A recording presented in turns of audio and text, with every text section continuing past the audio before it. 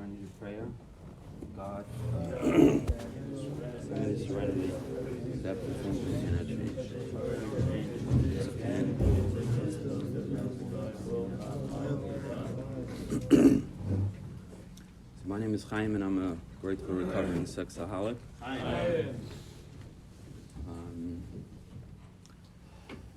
This group voted that we should do a workshop on the 12 steps, and I honestly feel grateful to be able to do it. If you asked me 13 years ago, would I be giving a workshop on the 12 steps, the answers would obviously be no. And 12 years ago, the same. When I gave this workshop a few years ago, I shared this by a meeting recently, there's a part of me that was taking maybe more than I was giving. What I mean by that is that I had such a low self-esteem, such a void, that there was a part of me that needed to give, I needed to be heard, I needed to be understood.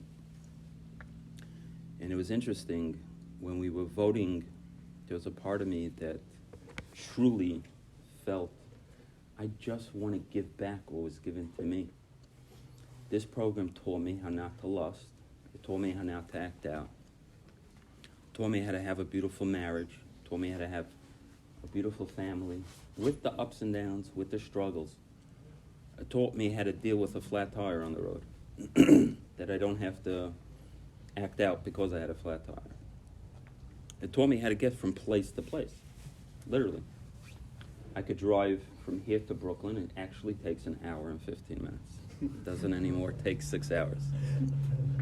It taught me how to live life. It taught me that when I come home, my wife could be in a bad mood and I could still remain happy. It taught me so many phenomenal things. And there's a passion that I have that I just want to give it back. I read over the weekend in the White Book. He says somewhere in step 5 or 4, he says, if the feeling is you don't want to move on, then go back to step 1. If you don't have that passion, if you don't have that feeling of that this is working, you're not getting the spiritual awakening, and you should start over again. It means something is missing. So I really appreciate the fact that I could give over. I do have the passion. And the workshop I would like to start is really before even step 1. I found my experience in this fellowship for 12 and a half years is that a lot of people who I've asked privately to, do you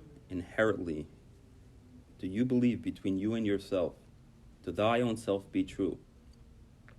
Do you believe that you are a sexaholic? The answer by a lot of people were no. And then the question was, do you even know what a sexaholic is? What is a sexaholic? Chaim, I'm a sexaholic. What does that mean? Doesn't everybody on the street lust? Doesn't everybody like nakedness? Whichever gender?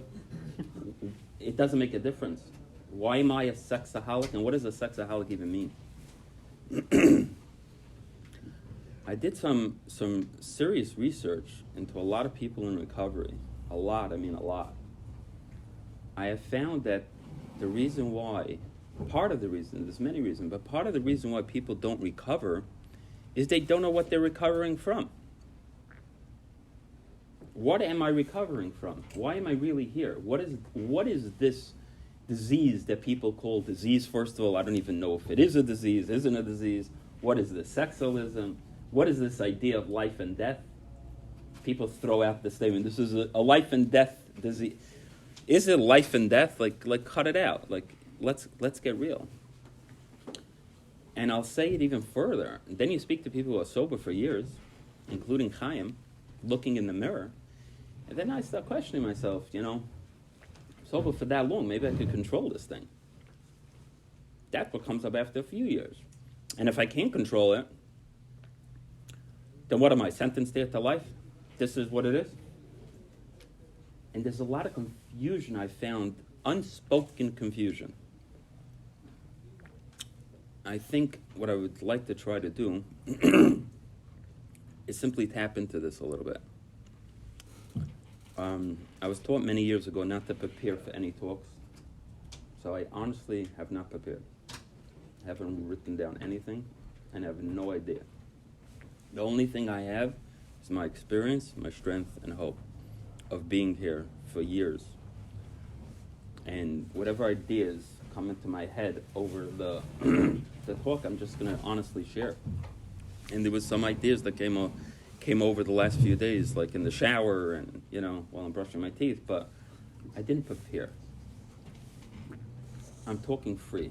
I'm asking God to really talk from me so it penetrates. When I came into this fellowship 12 and a half years ago, coming up on 13 years soon, and they told me that this is life and death, I thought they were retarded. I'm a yeshiva guy. I'm a Jewish kid who is horny and likes women. I prefer them undressed than dressed, but I'll take them either way. It's as simple as that.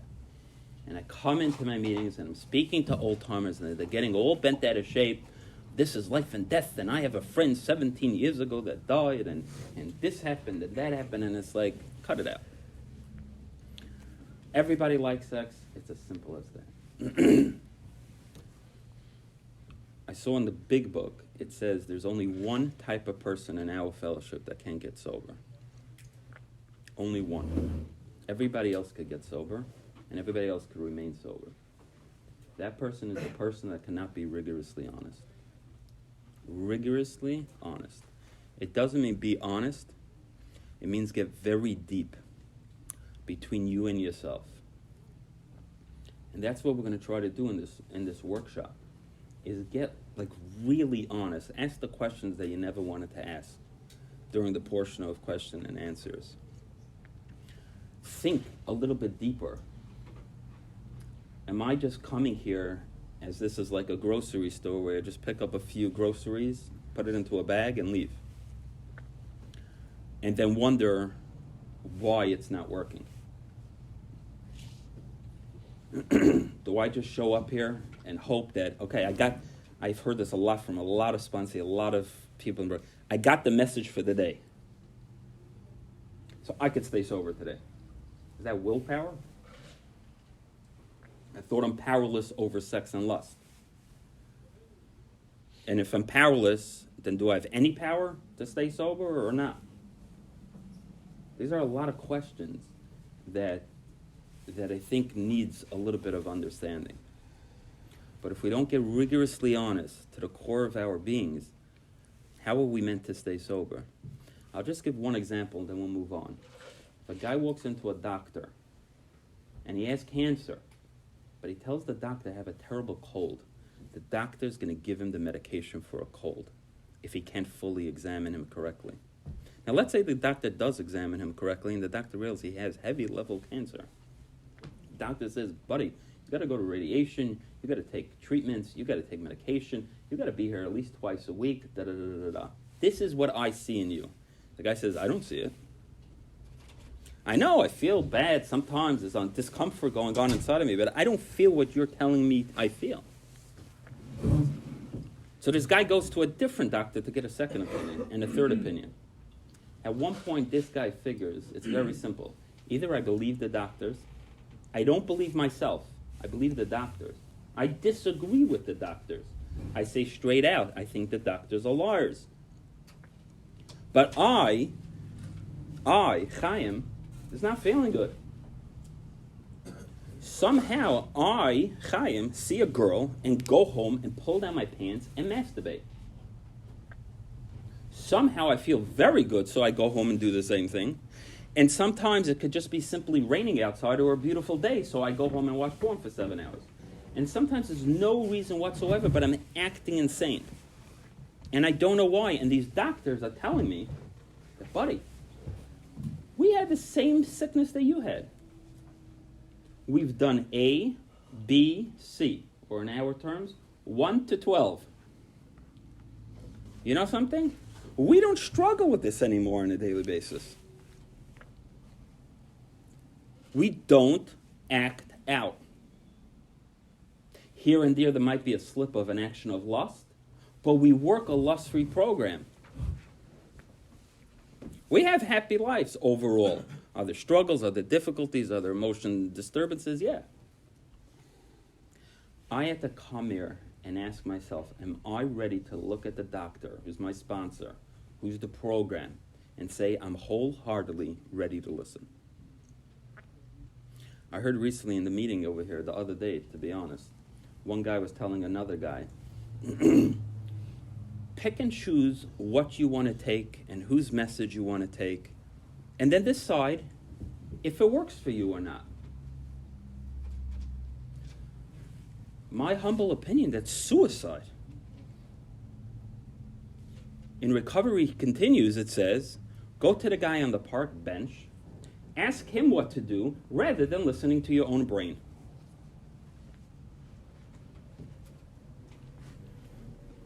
It says, another example, hail down the next cab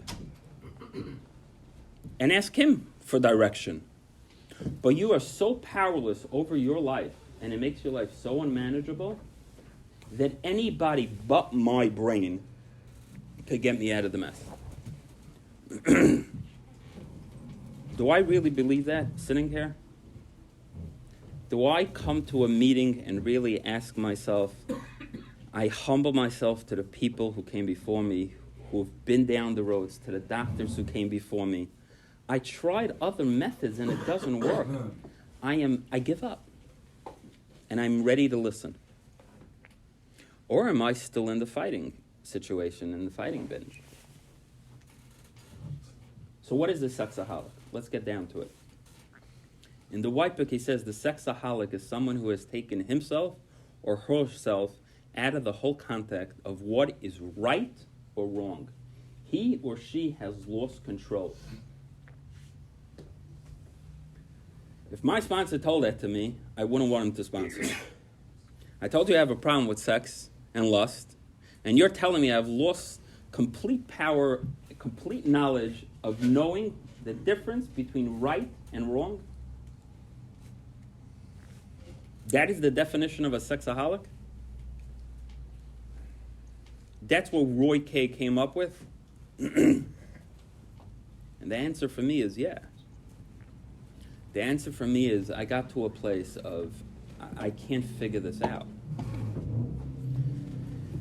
See, this disease is a disease of twofold, the Big Book explains. It's a disease of the mind, and there's yet a physical allergy. This is so crucially important.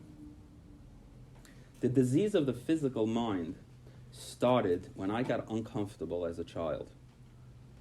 And someone showed me pornography. And all of a sudden, I got comfortable.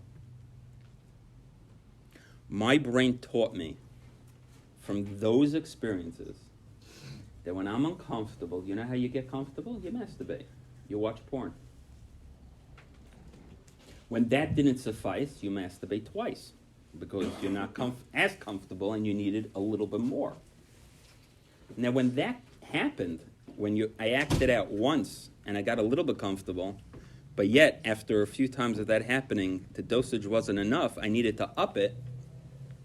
There's something else that happened, the Big Book explains, and that's called a physical craving. The phenomenon of the physical craving.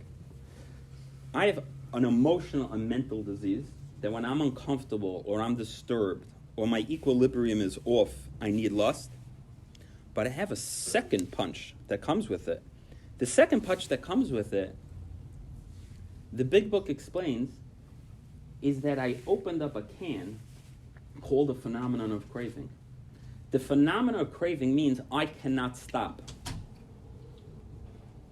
It's as if I drank a few cups of water and I'm holding myself back from going to the bathroom.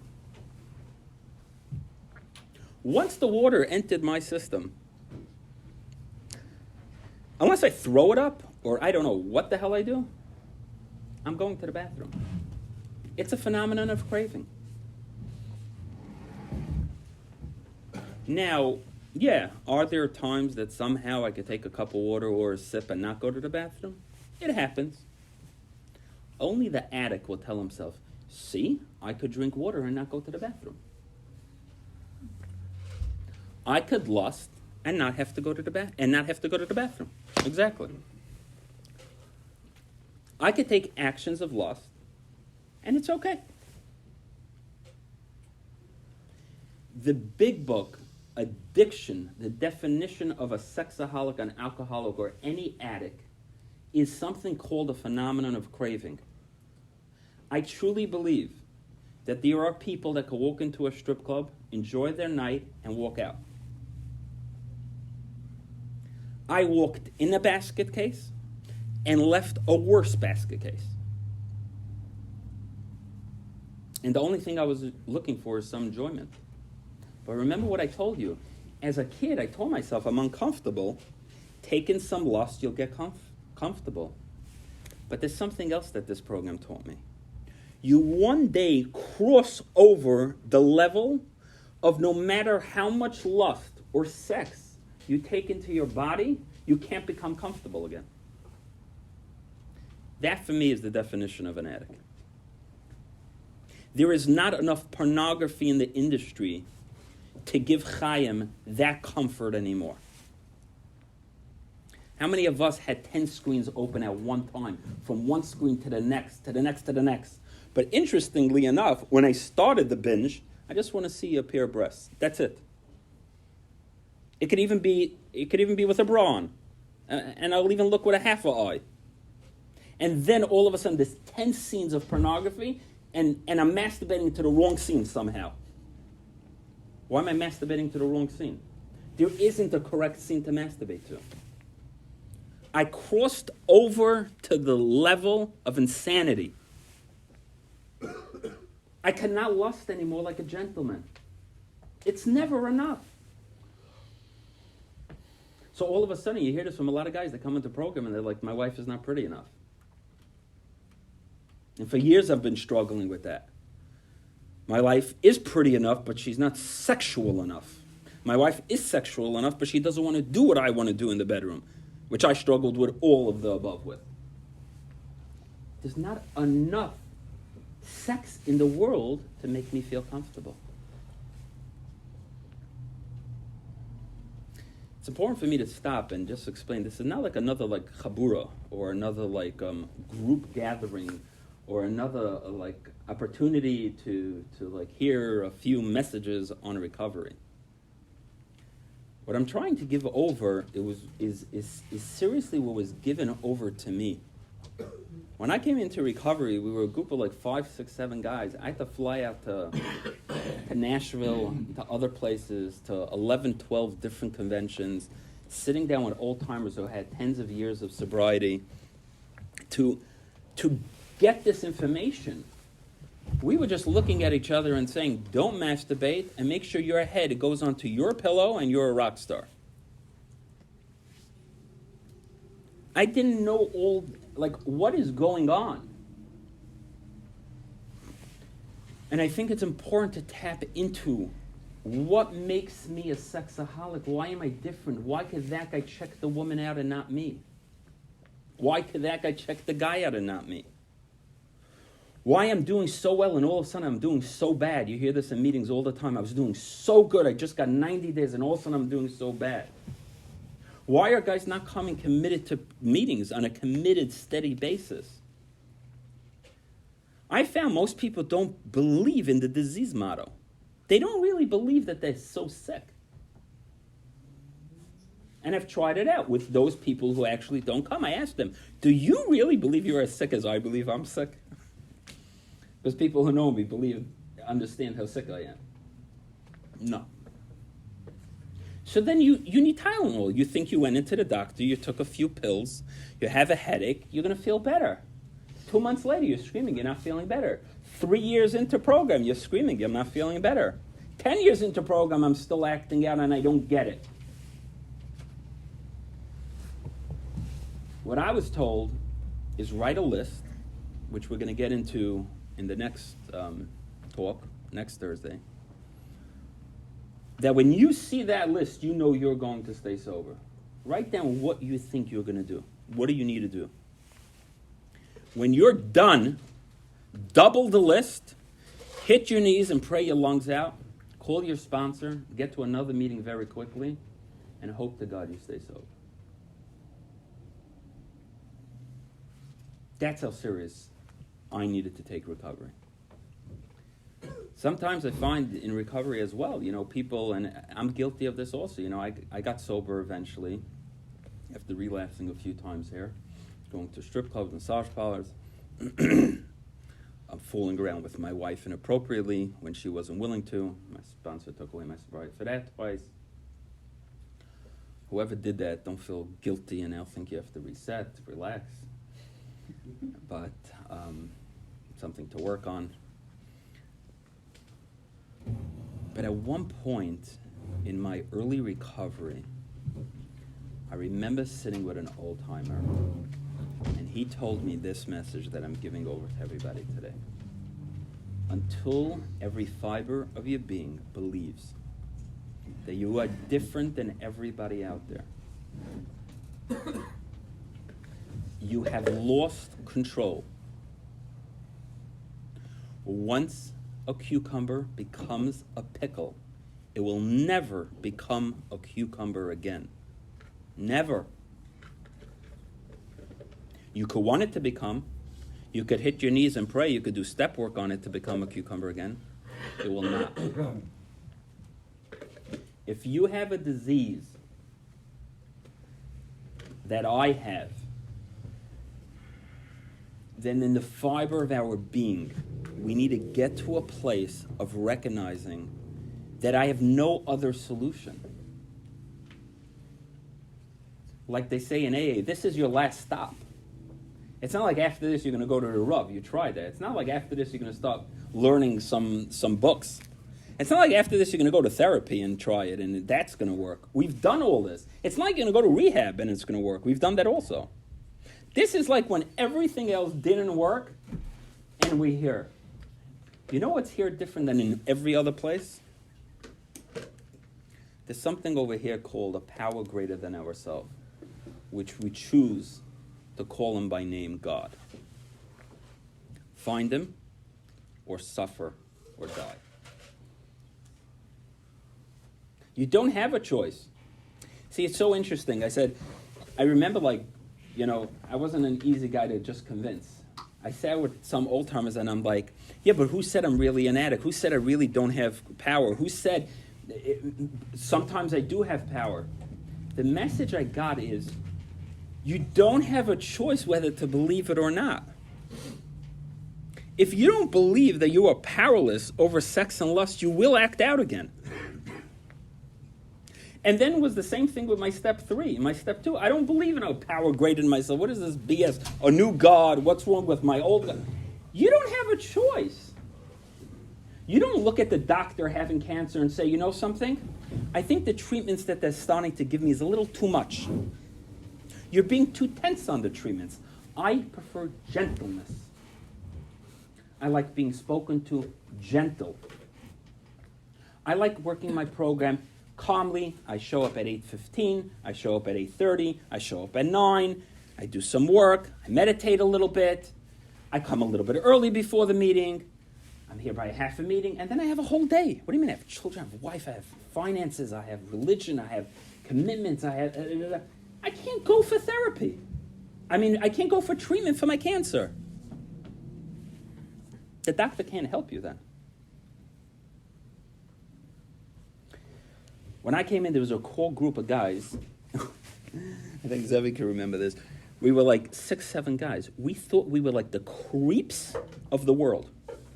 It wasn't like now where, they're coming in by the busloads here, where it's like, okay, you two. It's like you could have a day, 150 guys in Lakewood by meetings. Literally, 150 guys from morning to night. Some days you could have 200. We have 3 meetings in the morning, 1 in the afternoon, and 1 at night. We were 6 guys. If we each would have showed up to all these meetings, there would be 1 guy by each meeting. Some meetings were 8, 9, 10. I felt like I was the creep of the world. I felt I was bad. I felt I'm sinning against God.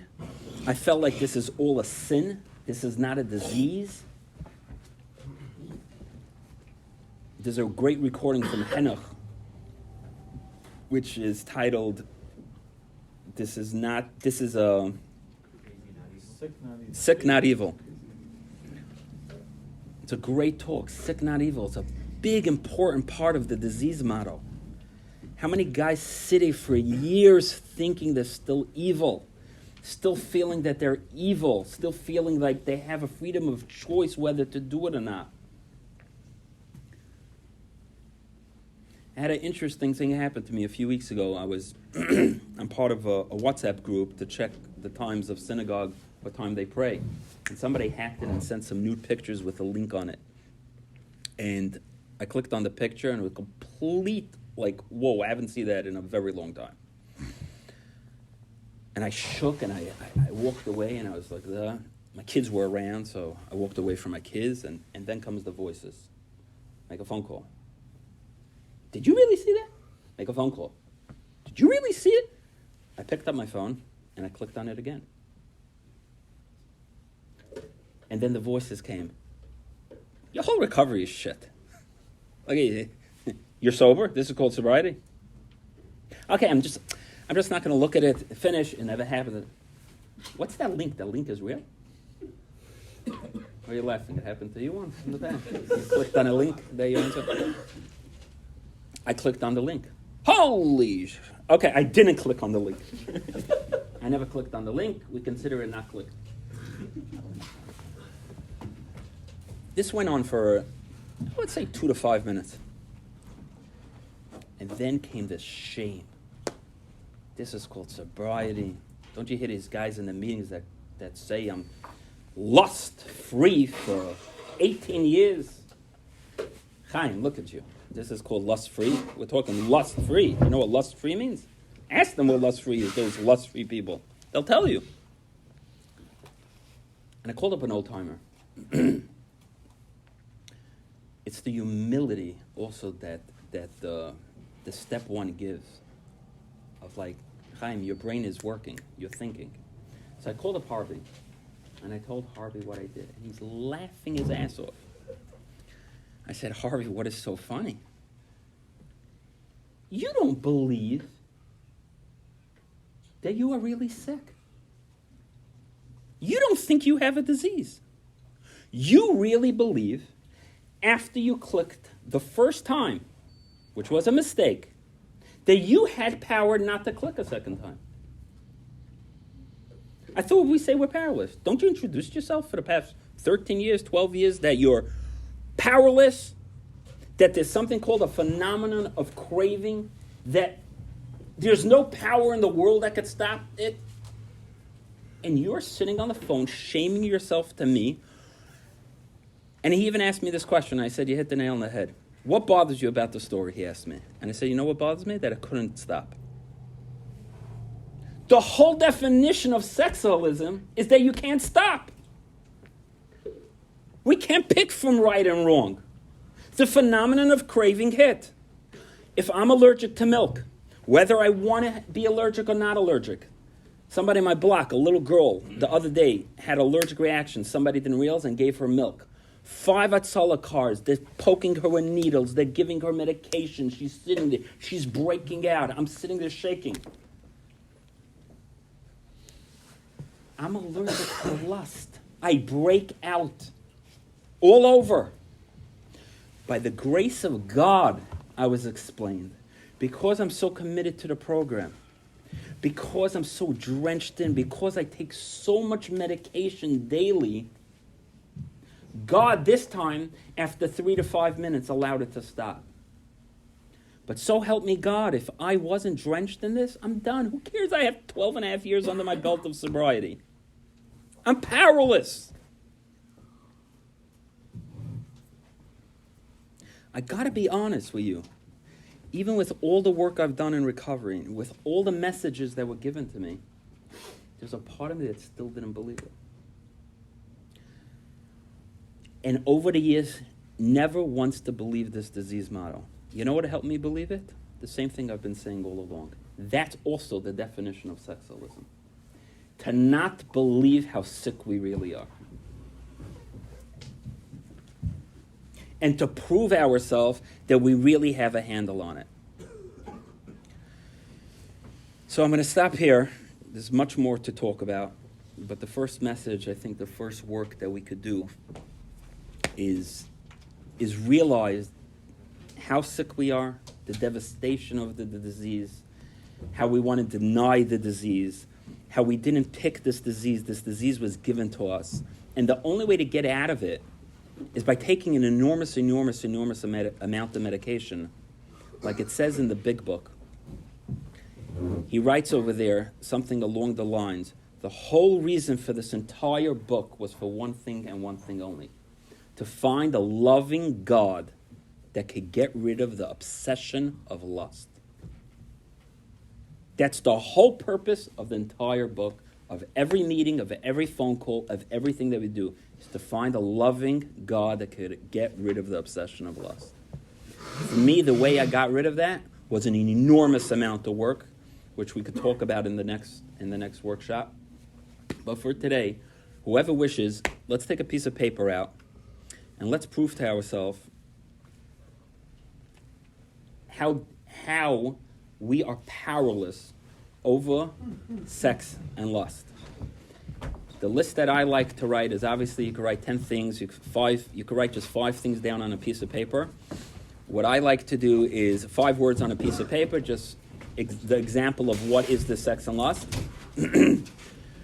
But what I'd like to also do is, maybe on the opposite side, is also write 10 things that you still want to do. Isn't it incredible? I'm sexually sober for 12 and a half years. I could be honest today and say I don't have a wish list anymore, but when I am rattled or there's something going on inside of me, that wish list comes up very quickly. So thousands of meetings, thousands of hours about a doctor, 11 conventions, 24 JSSs, and I still want to lust. That's the definition of sexualism. So let's write down on one side of the paper as well, you can keep it running, because we're going to ask questions also. Leave it. Let's write down on the side of the paper the 10 things that you still want to do, that show powerlessness and unmanageability, that show that you're different than everybody else out there. Not that you're the same, that you're different. That if you were given a free pass today, what would be the things you still would like to do? And while that goes on, while there's writing, I'll take some questions and answers. What's on the first side? The first side is the things you've done in the past. Okay, the first side of the paper is the things you've done in the past. Even if you wrote it recently, you could rewrite it again. It just helps to see it. I walked around for the first bunch of years with a tiny piece of paper, 3 words on each line of 10 episodes that show I am just different. That if anybody in the world got a hold of those 10 things, it wouldn't look pretty. Okay? So those were able to prove to me that I am different and that I need more medication than just a prayer or this or that. Yeah. I'm nervous. Just one thing. We're being recorded. If you're not comfortable being recorded, don't raise your hand. Okay? I'm nervous to write things that I want to do because I don't want to think about it. I don't want to fantasize about what I want to do. Great question. Love it. So the question is, I don't want to write things what I want to do, because if I write them, then it's going to bring up the knee-jerk reaction of actually wanting to do it. It's going to make the craving stronger. Love the question. By one of the conventions, I don't remember which one it is, but somebody asked this question to the old-timers panel and said, this is why sometimes recovery doesn't work for the sexaholic. If you weren't so rigorously honest about that, you would maybe act out by writing it down. But there is a power in this program by sharing it out of our mouths. Roy K. says it's the athlete's foot of the soul, is darkness, is secrets. By keeping things secretive and not speaking it out, then we actually do what we didn't speak out. Somehow it works the opposite. By writing it out, by talking it out, by saying the most shameful, disgusting, darkest things inside, somehow then it disappears. I'm being recorded, so I'm not going to say some of my most darkest things just for safety reasons, but there are things that were so dark that it scared even me. And by one of the conventions, Harvey didn't make me, he suggested to me that I calmly go over to people and look at them in the eyes and tell them my 10 most darkest, shameful, belittling things. Like some of the things I was very ashamed of is like I used to watch like not only porn but with animals, like humans with animals, and it brought up so much shame for me. That's not sexy, like there's no. And when I would share it originally, I couldn't look at people in the eyes when I would share it. I was so ashamed of it. But God, somehow the way this program works is God has it that when you bring it to the light, it has a power that it disappears. So bringing it to the light is putting it on a piece of paper, and I would strongly recommend after the meeting, go over to somebody who you feel safe with and ask them, could I share with you? And try to stay calm and try to share, and if the person is comfortable, that person could share back with you his stuff. And you expel the obsession of lust is by getting it out. And I've shared some of these dark, shameful, disgusting things. I don't know why. It was very shameful for me. A lot of, again, I'm being recorded. But certain things was very, very shameful. I couldn't get it out. But once I got it out, it was very helpful. Yeah. Thank you, Chaim. I just want to add one point. Yeah, sure. To Zalman's question. I find that what Chaim just said is very, very true. It really depends. What's my intention? Is my intention surrender, or is my intention to get a high off of your MOs? And because a lot of this has happened. Love it. People Love it. share this and they do it on the stroke of recovery, and they get a high off of get a hit off of that. So the real question is, where's my heart? What's my intention? It's my intention to really surrender and let it go, and it's an act of self-deflation. It's an act of letting go, or am I really holding on to it and I want to get a hit off of talking about mine, and get a hit off of hearing yours. So I just want to put that out there because it could be a double-edged sword sometimes. So I just want to say I love what Zevi just said, and it's extremely important. One of the things I want to talk about by the next session that we do, the next workshop, is what does surrender mean? How do we let it go? Most people don't even know what the definition of surrender means. But surrender is an action of letting it go, of giving it up, of not holding on to it. In my mind, I held on to this fantasy that I'm going to have a threesome with who knows who for such a long time. It's almost so sacred, I'm not going to give it away to you. I'm not going to tell it to you. When I write it down, I give it away. Now, it's tricky, because sometimes we're not in a place of giving it away yet, I do want to say. And sometimes we're in a place of, I'm still holding on to it. It's not 100%, I'm not on the level of total surrender. I would suggest you start writing. And one tool for the writing is I learned this from the old timers, is we're powerless over everything, really. We're powerless over writing this down. We say, God, write it for me. Some people told me that before doing any step work, we write on top of it, God, do this for me. I can't, you can. And it comes out then. Yeah, let's continue. I'm new, so I don't know if it's a question that other people can answer to. Yankee, welcome. How do I identify when there are obviously like micro thoughts I have in my head throughout the day? So how would I identify when I need help, like immediately, like I need to make a phone call or something? Like what's considered, like for you and your story was a link. That's like a very obvious like line crossed. But like how do I know if like a micro thought is something that, I don't want to be making phone calls like 50 times a day, but how do I identify when like I need to? Love the question. Appreciate the honesty about the question also. Beautiful. The answer for me is it takes time. It's a whole new world, right? But I've learned we're playing around with fire. This is deadly. Zevi during his check-in, he always checks in, it starts with a sexual thought. Starts with a sexual thought. Do I check in every sexual thought or not? Then I have to make phone calls 50 times a day. The sober people in the room could tell you they've been making phone calls in early recovery 50 times a day. Don't play around with fire. Chase recovery like you chased lust. I didn't say, oh, I got a pair, I saw a naked woman. Good for the day. No. One recovery should be another recovery, should be another recovery, should be another recovery.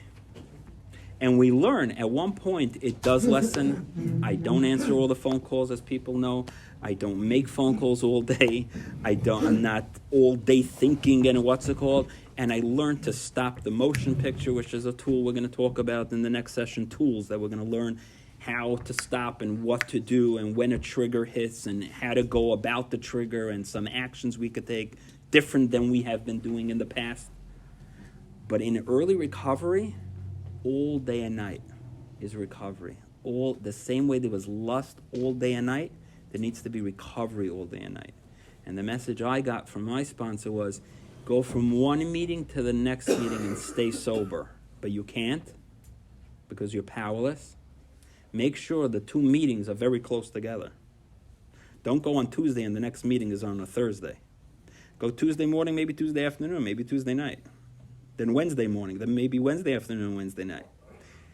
Early recovery, I'll just put this out there. The average guy that's here in our program that is sober for over 5 years has gone to a meeting a day for the first year without even a shadow of a doubt.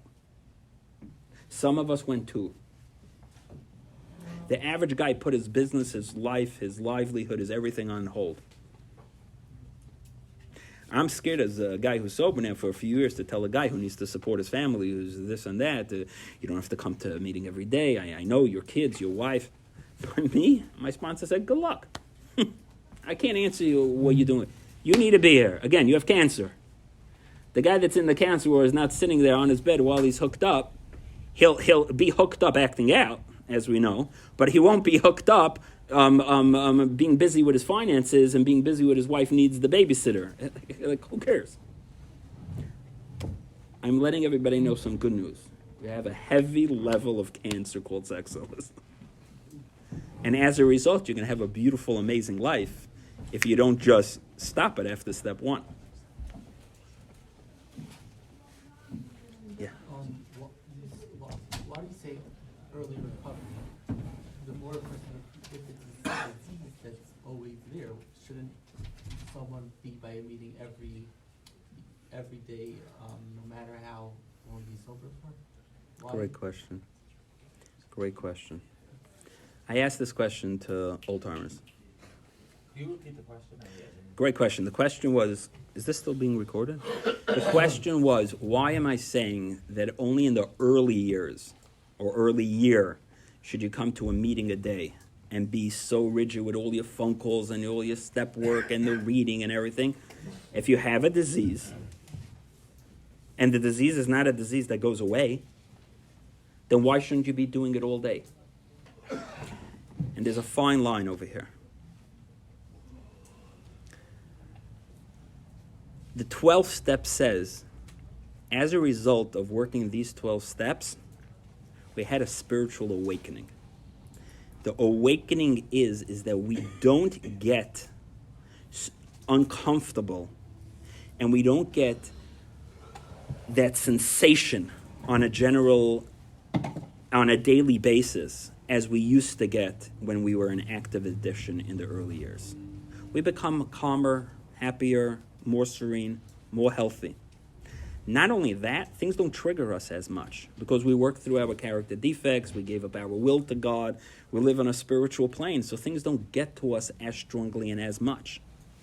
So at one point, the doctor tells the patient, hey, your chemo went away. You don't need to go for radiation twice a day anymore or twice a week. You don't need to take this amount of medication because I see that are relaxed. You know what medication I do take more than I've taken in early recovery? I gave my will and life over to God, that I'm there as service to my wife and children all day.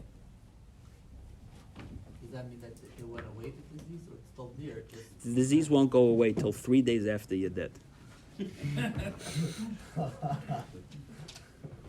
Old-timers would say, if you see my grave shaking, I've heard this from old-timers, it's me asking for one more last orgasm. I once asked Harvey, I said, I'm getting old. I don't have that sexual desire like I used to have when I'm like, don't worry, this too shall pass. You know what I mean? The disease does, if you're a pickle, if you were a cucumber and you turn it into a pickle, you're not becoming a cucumber again. Never, never, never. You know what you're becoming? A pickle that is so special, that is so uniquely enjoyable. A pickle is better than a cucumber. Let's be honest. Right. A pickle's much better. A cucumber's a cucumber. You eat it with... a pickle's a pickle, you know what I mean? But this pickle is so enjoyable and so amazing that if you speak to old-timers, I used to hear old-timers for years say, I'm thankful for my disease today. Yeah, thank you. Appreciate it. It took me many, many, many, many years, and then bits of pieces, I would have moments of like, thank God I'm a sexaholic. Today, 90% of the time, I'm grateful that I'm a sexaholic. Maybe more. I don't know the percentage. I wouldn't have the friends that I have. I wouldn't have the finances that I have. I wouldn't have a relationship with God. You can't get a relationship with God. I was forced into, it's part of what I said. You just have to accept certain things. I have to accept that God loves me and I love him. You're not getting that anywhere else unless you're an addict. Imagine being told, God loves you and there's nothing you can do about it. Yeah, but what happens if I do a sin? Too bad, he loves you anyway. And you have to believe that. I am forced to believe God loves me and there's nothing I could do about it. And he's there to take care of me and there's nothing I could do about it. I want to give that up for anything in the world. Even if my father says, if you do this, I'm telling you, I am forced not to believe my father, not to believe the rabbi, and I'm forced to believe that God loves me no matter what. All the sicknesses in the world and diseases and kids, and I am forced to still believe God loves me. Because I'm a sexaholic, I have the family I have today. I have everything that I have is because I'm a sexaholic. I was heading in a total different direction. My God, where I was heading. So it's part of what we're going to learn during the step. But this step is the disease model. And I want to put this out there before I forget. If you haven't read the doctor's opinion, I strongly recommend for 30 days, every day, slowly reading the doctor's opinion. I went to a lot of yeshivas that don't teach English. Let's just put it that way, okay?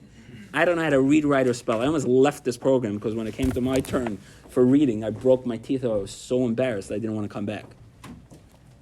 My sponsor told me you don't have a choice. Figure out how to read. And I sat there and broke my teeth. I got much better in reading. Much better. And the doctor's opinion is one of the things that I had to read over and over and over because I have to brainwash myself. I want to just explain to everybody something. You're going to walk out of here and you're going to feel a tidal wave of emotions of these words. Who said? Okay, it's one guy's opinion. You'll hear the next guy saying something else. Okay, so that's the way he interprets it, but I'll show you 10 other people. You're going to hear such an amount of noise of not wanting to accept the disease model. But somehow all the people that did accept the disease model are sober. All the people as a result of the disease model are taking recovery serious are sober. And all the people walking around with the who says and I don't have to believe, well, you hold and who are you to tell me, somehow not staying sober. So there's a calculation that we got to simply take. It's 8:14. I appreciate everybody allowing me to share. Next Thursday at 7:15, we'll continue, and we will work on step 1.